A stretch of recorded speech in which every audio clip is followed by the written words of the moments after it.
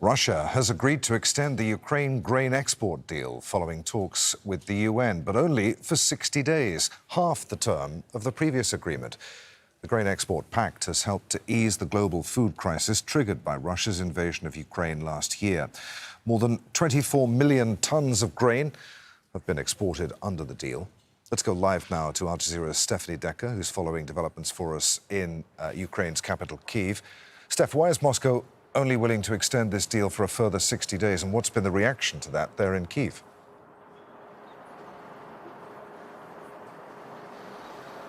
Well, Moscow's been complaining that the part of the deal that affects it is not being upheld, also concerning its exports, saying that sanctions apply to things like, not directly to its industry, but things like payments, insurance and logistics are affecting its exports, which is why it's been dragging its feet on this. But now, after those talks suggesting that it will extend the deal for half of what it is set to do, it's supposed to be extended under the agreement for 120 days. It's now saying it'll agree to do so for 60. The reaction from here is that this is something that means that the deal may need to be renegotiated because Russia is not adhering to its part. Now, this is a lot of back and forth posturing politically, but I think it looks like, certainly at the moment, if you speak to analysts, that it looks like this deal will be extended. The deadline is on Saturday, March 18th. It's a deal that is vital to when it comes to calming global food prices in particular, which is why it was really pushed to be,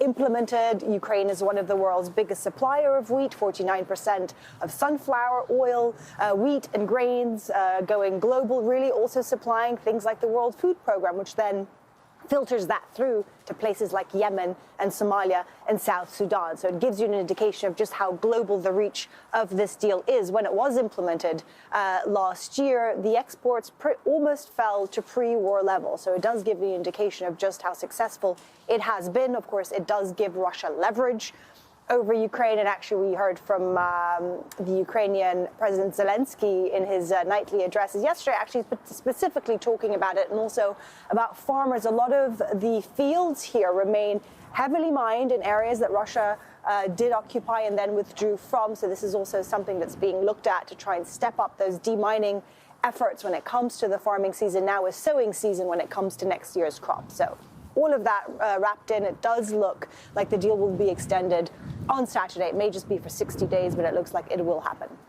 Al Jazeera's Stephanie Decker live in Kyiv. Steph, many thanks.